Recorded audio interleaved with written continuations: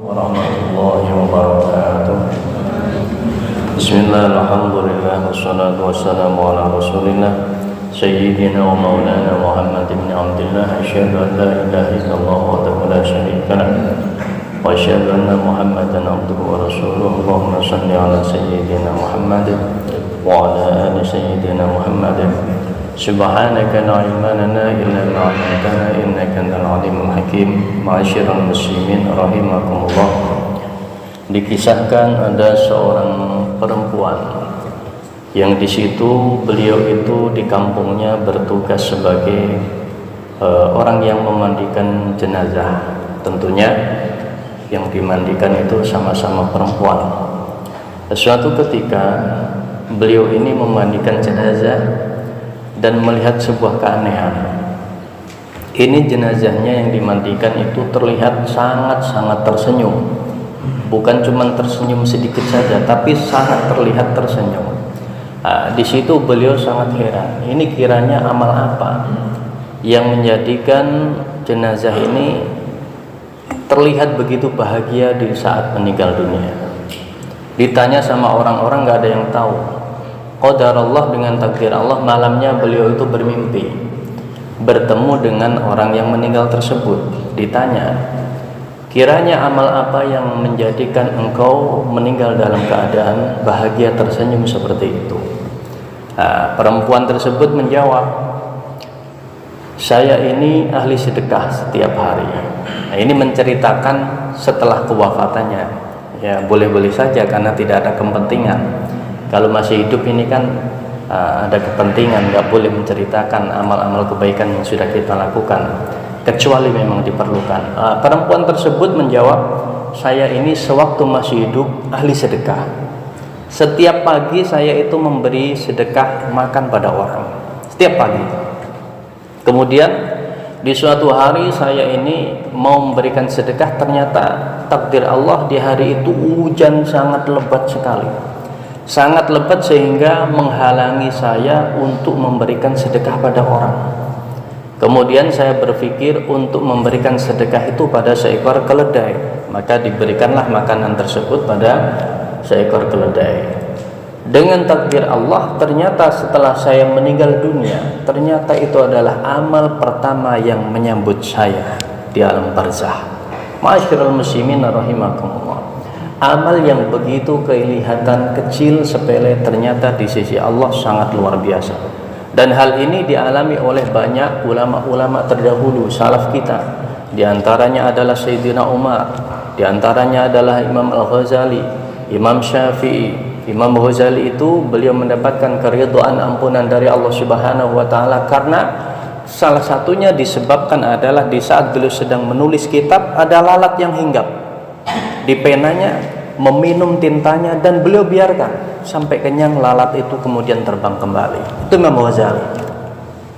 Begitu juga Imam Syafi'i, beliau mendapatkan keridhaan ampunan dari Allah Subhanahu wa taala karena apa? Karena di dalam kitabnya tertulis sholawat kepada Rasulullah Shallallahu alaihi wasallam. Sholawat redaksi disusun oleh Imam Syafi'i. Itu yang menyebabkan beliau mendapatkan rahmat ampunan dari Allah Subhanahu wa taala. Kemudian Sayyidina Umar terkenal di dalam kitab Usturiyah, beliau diceritakan bahwasanya Sayyidina Umar mendapatkan rahmat ampunan dari Allah Subhanahu wa taala karena apa?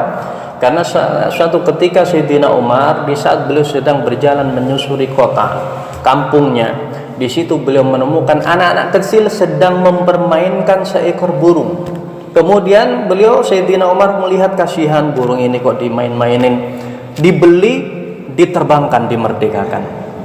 Itu yang menyebabkan Sayyidina Umar mendapatkan rahmat kasih sayangnya Allah Subhanahu wa taala. Bahkan kita sudah sering mendengar dari guru-guru kita bahwasanya ada seorang wanita yang di situ berzina, hanya memberikan minum seekor anjing, di situ menyebabkan dia mendapatkan rahmat ampunan dari Allah Subhanahu wa taala.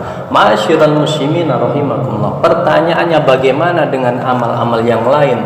Salatnya, puasanya, bacaan Qur'annya, tasbihnya. Beliau ulama yang sangat terkenal di abad ini, Syekh Sya'rawi, mengatakan bahwasanya amal yang kecil yang menyebabkan seseorang itu diampuni, mendapatkan ridho kasih sayang dari Allah Subhanahu wa taala, dan amal-amal yang lain seperti sholat, bacaan Quran dan lain sebagainya, itu yang menaikkan derajat kedudukannya di surganya Allah Subhanahu wa taala. Jadi tidak ada yang sia-sia, dan kita tidak pernah tahu amal mana yang menjadikan Allah ridho terhadap kita. Oleh karena itu berbuatlah amal kebaikan sebanyak mungkin. Lakukan dan lupakan.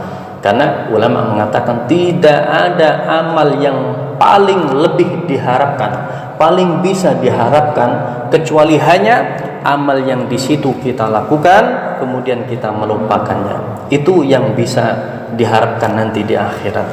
Selama kita masih ingat, ini masih susah. Ma'asyiral muslimin rahimakumullah. Sehingga di antara ulama ada yang menafsirkan ayat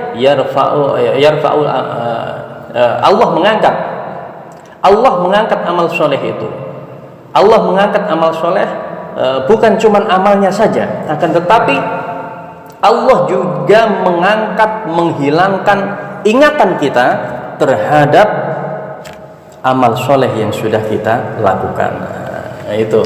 Jadi Allah itu luar biasa sekali. Kalau menghendaki kebaikan kepada kita, Allah akan menghilangkan ingatan kita terhadap amal kebaikan yang sudah kita lakukan, sehingga itu menjadi amal simpanan di sisi Allah Subhanahu wa taala. Ma'asyiral muslimin rahimakumullah. Seorang imam besar, Al-Imam Abdullah, beliau itu ahli ibadah.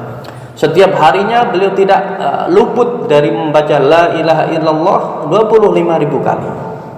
Sholawat 25.000 kali. Habis sholat duha beliau tidak lepas dari 10 juz membaca Al-Quran. Malam 10 juz. Akan tetapi di dalam munajat beliau, Sayyid Abdullah mengatakan, ya Rabbana ma makna amal wa kasbuna kulluhu zalal. Wahai Tuhanku, saya ini tidak punya amal apa-apa. Yang ada adalah keburukan-keburukan, kesalahan-kesalahan. Ini munajat dari seorang imam besar, ma'asyiral muslimin rahimakumullah. Bagaimana dengan kita? Bagaimana dengan kita? Dan perintah kepada kita untuk kita adalah selalu mengingat dosa kesalahan dan merupakan amal-amal kebaikan. Akan tetapi pada umumnya manusia saat ini, mereka lebih banyak mengingat amal kebaikannya yang disangka baik daripada mengingat amal keburukannya.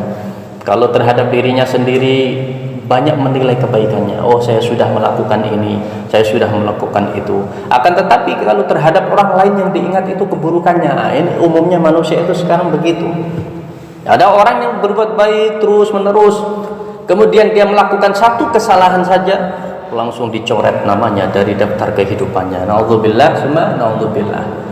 Jadi kita itu lebih sering melihat orang itu dari sisi keburukannya daripada sisi kebaikannya. Naudzubillah, summa naudzubillah. Semoga Allah Subhanahu wa taala bersihkan hati kita, Allah hilangkan ingatan kita terhadap amal-amal yang baik yang sudah kita lakukan. Amin ya rabbal alamin. Dan semoga Allah senantiasa mengingatkan kita, selalu mengingatkan kita terhadap apa-apa perbuatan-perbuatan buruk yang sudah pernah kita lakukan. Dan semoga dengan ingat itu timbul taubat kita menjadi hamba-hamba yang senantiasa kembali kepada Allah Subhanahu wa taala. Amin ya rabbal alamin. Dan dosa-dosa kita semuanya diampuni oleh Allah Subhanahu wa taala. Dosa kedua orang tua kita, dosa guru-guru kita, semua keluarga kita, anak istri kita, adik kakak kita, kawan-kawan kita, saudara kita, tetangga kita diampuni oleh Allah Subhanahu wa taala.